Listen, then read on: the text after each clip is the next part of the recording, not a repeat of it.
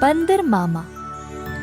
एक दिन बंदर मामा गहरी नींद में सोया था जब एक मीठी सुगंध ने उसे जगाया।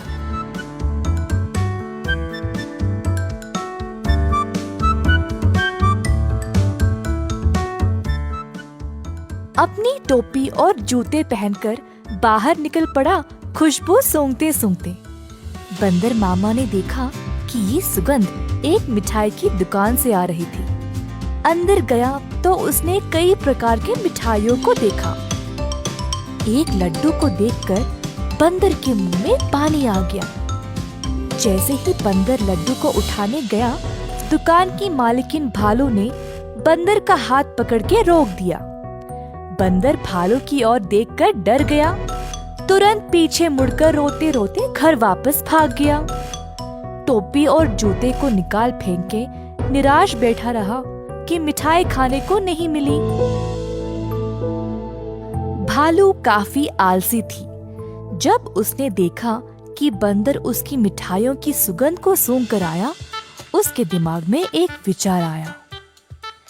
भालू अपने दुकान में मिठाई संवारने के लिए बहुत आलसी थी, तो उसने सोचा कि वह सारे जानवरों को मिठाई की सुगंध से आकर्षित करके उन सब से सारा काम करवाएगी।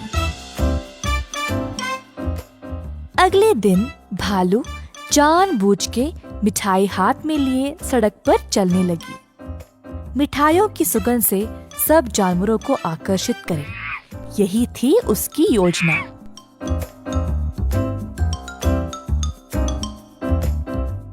खुशबू फिर से बंदर मामा तक पहुंच गई। इस बार बंदर मामा से रहा नहीं गया और उनका जी ललचाया।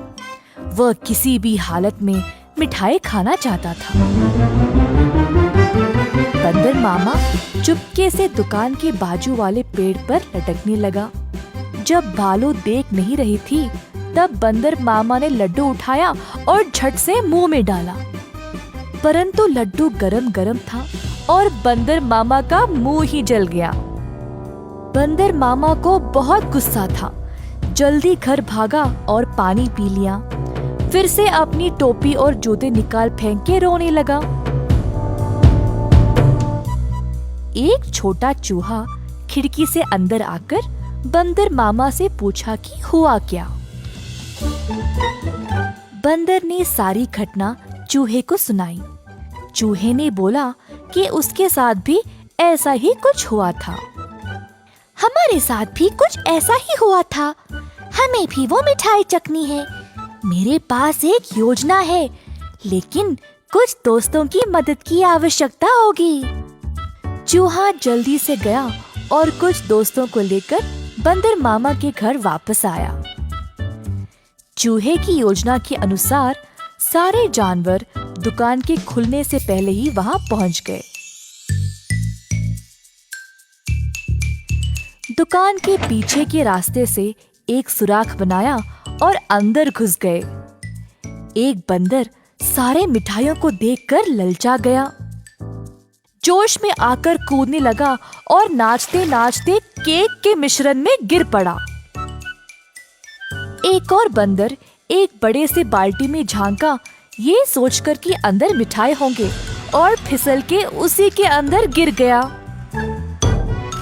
तीसरे बंदर ने एक बड़ी गोल सी थाली पर लड्डू देखा। थाली की ओर दौड़ा और लड्डू खाने की कोशिश की, परंतु थाली गोल गोल घूमने लगी। बंदर लड्डू के पीछे भागता रहा और थाली रुकने का नाम ही नहीं ले रही थी। इसी दौरान भालू दुकान पर आ पहुंची। एक बंदर केक के मिश्रण में फंसा था, दूसरा बड़े बाल्टी में और तीसरा बस लड्डू के पीछे गोल गोल घूम रहा था।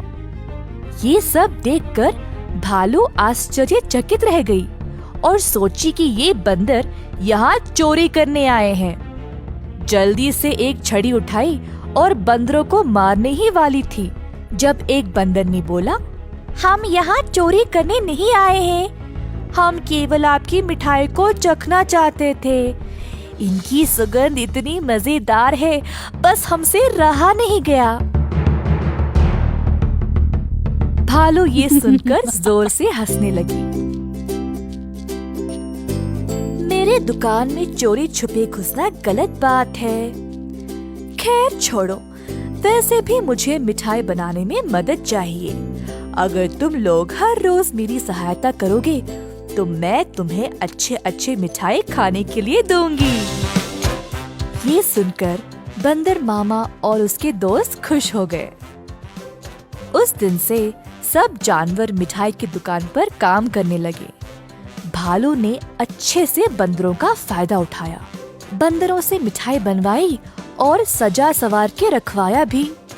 मिठाई बेचने का काम भी बंदरों को ही दे दिया और भालू सिर्फ बैठ के मजे ले रही थी। भालू का पति ये सब देख रहा था।